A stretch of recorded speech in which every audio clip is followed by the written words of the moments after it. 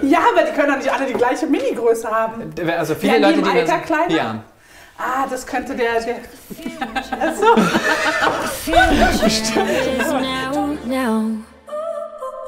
Herzlich willkommen zu einer neuen Folge bei uns an der Bar. Wir haben heute einen ganz besonderen Gast. Er ist Einhornflüsterer, er ist YouTube-Star, er ist laktoseintolerant und er ist bei uns zu Gast. Dass du das alles gemerkt hast. Ja, hi, ne? Danke, dass ich Schön, hier sein dass du da bist, Tommy.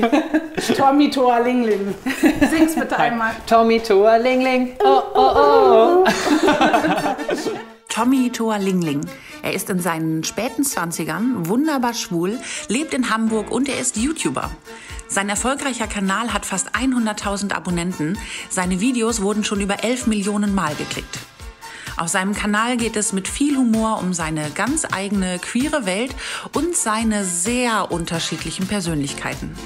Wir haben ihn natürlich wegen seines unfassbar guten Aussehens eingeladen und auch, um ein bisschen mehr Einblick in die Geheimnisse der schwulen Welt zu erhalten. Herzlich willkommen also Tommy Toa Ling Ling. Hi, herzlich willkommen wieder bei Andersarmen an der Bar. Du heute zu Gast. Ich zu Gast. Das ist super. Es gibt immer was zu trinken an der Bar. Ja, immer. Und ich würde dir einen Gay-Riff anbieten, normalerweise, damit das alle auch, ist unser eigenes Bier. Ja. Aber ich weiß, du magst Gin. Ich liebe Gin. Und deswegen habe ich mal was vorbereitet. Voll schön. So, und für Ellie habe ich Wasser. Ja. Du hast dir selber Wasser genommen. Das langweilige Glas stelle ich mir selbst hin. Ja, aber cheers. Cheers. Cheers. Schön, dass du da bist. Wir wissen überhaupt nicht, was auf uns zukommt, denn wir haben das unsere Redaktion machen lassen. Wir hatten eine stressige Arbeitswoche. Okay. Aber wir wollten ja gut vorbereitet sein für dich. Und Deswegen hat das jemand gemacht für euch. Haben wir die Knechtearbeit. Sehr gut. So mache ich das auch immer. Ja, das ist super. Dann mal los, Kinder. Was habt ihr euch ausgedacht? Wir spielen lustige Sätze beenden. Oh, okay. Wir geben einen Satz vor und jeder von euch beendet ihn so, wie er oder sie mag. Okay. Bereit? Immer bereit. Geht los. Queere Menschen sind in der Kirche. Fang mal an, ich leg dann nach. Queere Menschen sind in der Kirche. Herzlich willkommen. Das sagt jeder, der hier arbeitet. Hast du das Gefühl? Ich würde sagen, also soll ich den Satz erst beenden oder soll ich? Ja, dann ich bin sehr willkommen, das merke ich auf jeden Fall. Aber ich würde sagen, queere Menschen sind in der Kirche manchmal sogar Pastorinnen. Aber du so, wie sieht's aus? Würdest du dich willkommen fühlen? Bei euch fühle ich mich auf jeden Fall sehr willkommen. Und in der Kirche generell, ich war auf einer evangelischen Kirche und auf einem evangelischen Kindergarten. Und da war ich noch nicht geoutet, aber ich hatte nicht das Gefühl, dass da sehr viel Hass herrscht. Also, Kannst du jemanden, der da geoutet war? nee, in dem Alter noch nicht. Ja, okay. Na, Kindergarten ist auch hart und Grundschule auch, ja. Obwohl ich da schon mit Puppen gespielt habe und auch mit Jungs, hätte man das eigentlich schon wissen können. Du hast mit Puppen und mit Jungs gespielt. Also Puppen tatsächlich die Puppen und mit Jungs dann wirklich die echten Jungs. Also bei Mutter, Vater, Kind war ich immer die Mutter. Das war schon das erste Anzeichen. Irgendwie dafür. schon, ja total. Ja, so, Und dann musste es auch mein Ehemann sein und man musste sich natürlich auch küssen im Kindergarten. Oh nein. Und das war natürlich auch ein Wunsch von mir. Ja, also Mama man und hat's Papa küssen sich jetzt. Genau, das machen die jetzt. Die wollen das. Das gehört zum Spiel. Du willst es auch. Und Mama nimmt auch immer Zunge. Und nicht im Kindergarten, das sind unschuldige Kinder. Das stimmt. Also wir waren auch unschuldig. Also, ja. Okay, wir gehen mal weiter. Ich habe nämlich noch so ein paar Fragen, aber wir gucken mal, ob man das nicht elegant verbinden kann. Ah, okay. Ich raste aus, wenn jemand sagt das. Du kannst das nicht. Ich hasse das. Das höre ich mein ganzes Leben. Ich war auf einer Grundschule und dann habe ich eine Hauptschulempfehlung bekommen. Dann habe ich gedacht, na gut, Hauptschule ist echt auch ein bisschen drunter. Also habe ich eine Gesamtschule genommen oder bin darauf gegangen. Und da hieß es, oh Mann, Mädel, mit deinem 1,9er Realschulabschluss, ne, da kannst du ja auch dir eine Lehre suchen. Aber ich war ja auch fürs Abitur irgendwie offen. Ja, dann habe ich das Abitur gemacht und dann, oh Gott, studieren, such dir eine Lehre. Und im Studium haben Professoren noch gesagt, ich schaff's nicht. Wow. Ja, und deswegen kann Aber ich du das hast es geschafft. Ja, und deswegen will ich meine Konfirmanden und Teamer und alle Kinder, die so um mich rum sind, eigentlich stärken und sagen, ey, du kannst alles. Aber das ist bis heute grandios, wenn man ihr sagt, das kannst du nicht, dann macht sie es auf jeden Fall. Also wenn ich sage, nee, das ist Kochwäsche, das kannst du nicht, dann erledigt sie die für mich. Total super. Oh, das ist voll gut. Du kannst auf gar keinen Fall mir jeden Monat Gin schenken, einfach so. Das kannst du nicht. O4 ist seine Lieblingssorte. Ja, und den habe ich hier bekommen, also das ist wirklich aber sehr meine gut. auch. Wir treffen uns da, ja. Sehr gut. Dann sollten wir Kriegen uns wir öfter Geld treffen. von denen? Vermutlich nicht. Wir sollten unseren eigenen Gin rausbringen. Okay. Den andersarmen Tualingling. Und beim Anstoß muss man immer Tualingling sagen. Tualingling. Das tun wir, das machen wir. Läuft. Ich raste aus, wenn jemand sagt, dass Homosexualität eine Krankheit ist, weil dadurch, dass ich die Videos öffentlich mache, bietet das natürlich sehr viel Potenzial, dass Leute mir schreiben und tatsächlich auch solche Sachen in die Kommentare hauen. Und dann denke ich mir so, ich fühle mich gar nicht so krank. Manchmal bin ich ein bisschen heiß, aber sonst tatsächlich gar nicht. Ja, aber heiß sind wir alle drei. Stimmt. Aber stimmt, ich hasse es zum Beispiel, ich weiß gar nicht, was bei euch Schwulen dann so als häufiges kommt. Bei uns wird immer gesagt, wir wären ja so Männerhasser. Das hasse ich, wenn das jemand sagt, dass ich deswegen lesbisch bin, weil ich Männer hasse. Das hast du nur gesagt, was ein Mann gesagt hat.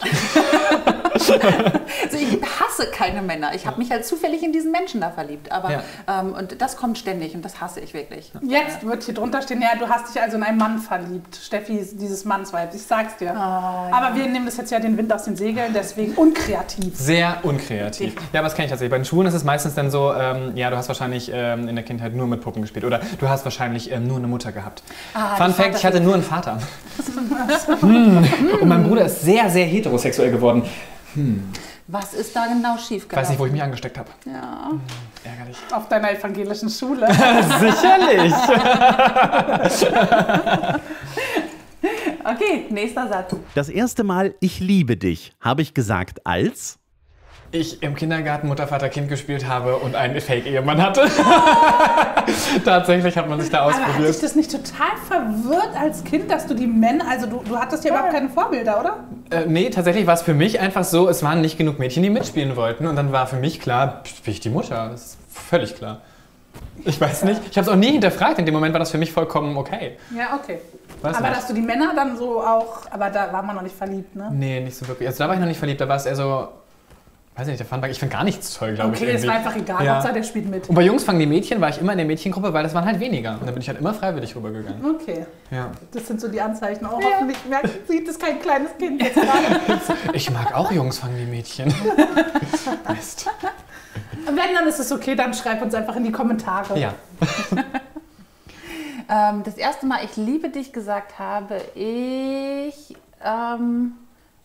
glaube, es war tatsächlich auch im Kindergarten, da stand nämlich morgens immer, wahrscheinlich war ich im Kindergarten noch total heterosexuell, weil da stand nämlich morgens immer Thorsten in der Tür und der hatte immer 2 Fruchtzwerge mit und einen davon hat er immer jeden Morgen mir gegeben, weil bei uns zu Hause gab es keine Fruchtzwerge. Oh, also Thorsten, wenn du zuschaust, sorry. Das Ja. ist jetzt leider vorbei. Aber Thorsten, ich möchte dich trotzdem kennen und einen Fruchtzwerg. Die Zeit mit dir war wunderschön, die war wirklich wunderschön. Glaubst du, Thorsten würde das jetzt noch erkennen, wenn er dich sieht? Ich habe keine Ahnung. Ich weiß leider nicht mal mehr, Wo war er denn der mit Nachnamen Kindergarten hieß. Rheine? Der Kindergarten war in Rheine und wir waren zusammen in der Spatzengruppe. Macht nichts, ohne Mist, das findet man heraus. Ich habe einmal in einem Video gesagt, dass ich mich in den Torwart von meinem Bruder verliebt habe und er hat mir danach bei Instagram geschrieben, weil ich es in dem Nein, Video wirklich? erzählt habe, ja. Krass. Das war ein bisschen unangenehm, aber auch irgendwie lustig. Also wir finden den Thorsten, oder? Alles klar, gut. Also Thorsten, wenn du magst, melde dich. Mit einem Fruchtzwerg gerne.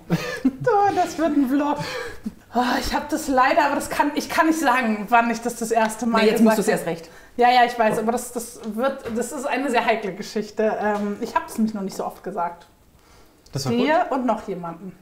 Oh. Oh, Also war es immer ernst gemeint. ich bin erst Ja. der zweite Mensch.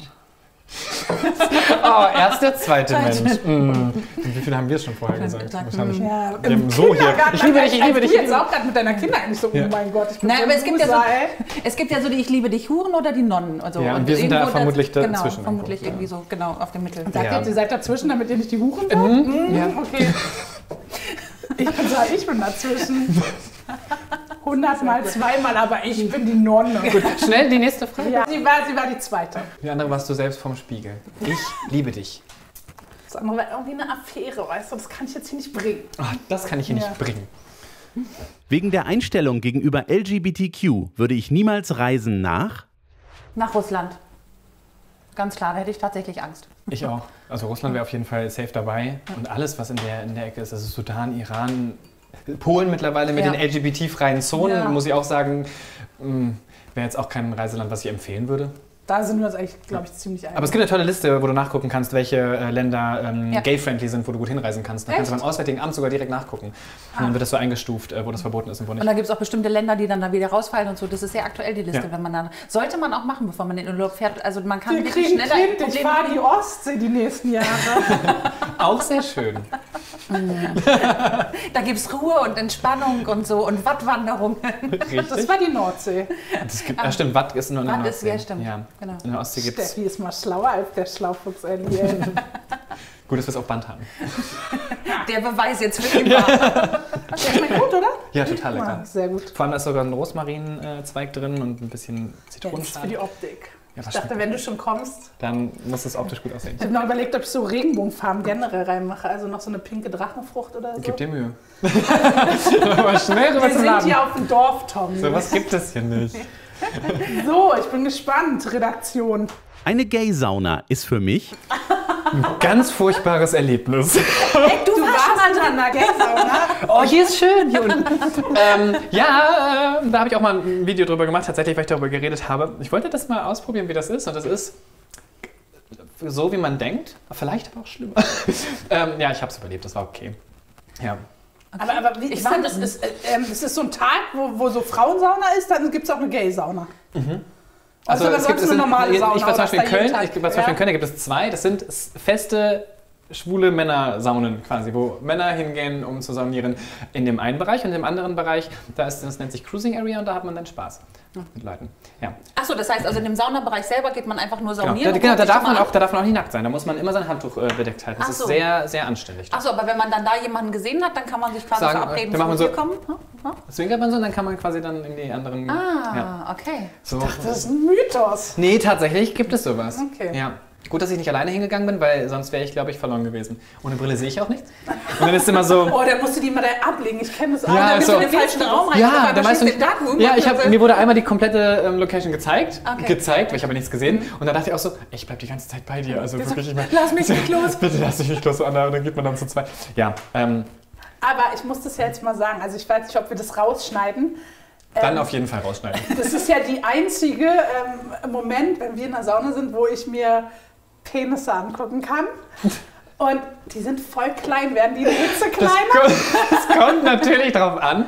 Es gibt ja verschiedene Größen. Ich weiß, Ja, aber die können doch nicht alle die gleiche Mini-Größe haben. also viele Werden die Leute, im Alter kleiner? Ja. Ah, das könnte der Achso, Bestimmt. Tommy ist noch so jung, dass frag er noch mich auf das der immer, weil- Größe seiner Zeit ist. auf der Pike, auf der Spitze.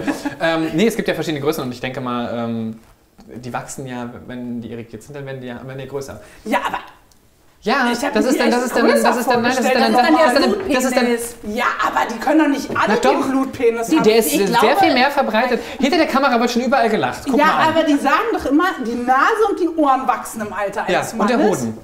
Ah, der stimmt, der kriegt so Schwerkraft. Ja, Schlepphoden nennt man das dann im Alter. Ach so, oh, ich habe so viel gelernt. Wir mussten mal darüber reden. Wen soll ich denn fragen? Ja, dafür ist Tommy der perfekte Gesprächspartner. Auf jeden um mal Fall. über Ich hätte sowas auch zu nie gedacht, dass ich mit 2 Pastorinnen mal über so ein Thema rede.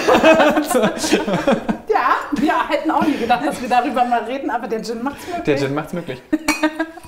Ja, nächste Frage gern. Mein furchtbarster Kuss war... Oh, ich fange an, ich weiß es. Alle hatten einen Freund und haben schon geküsst, ja? Und dann habe ich irgend so einen Affen unten im Keller auf einem Schlitten geküsst, damit meine Gang weiß, ich habe auch schon mal geküsst. Und es war, also da war null Gefühl. Das war reine Berechnung. Hauptsache, ich habe das Ding abgehakt und ja. Und kann sagen, ich bin auch schon Ja, ich habe einen Björn geküsst. Ich habe echt erst überlegt, was für einen Affen du meinst. Ich hatte wirklich an einen Affen gedacht. Nein, und dachte mir so, das ist nicht. okay, der war wahrscheinlich echt. Aber okay. Oh, da war ich in so einer vollen Abschaumgang unten in irgendeinem Mietshaus in Berlin und habe den einfach geküsst. Damit ich geküsst habe.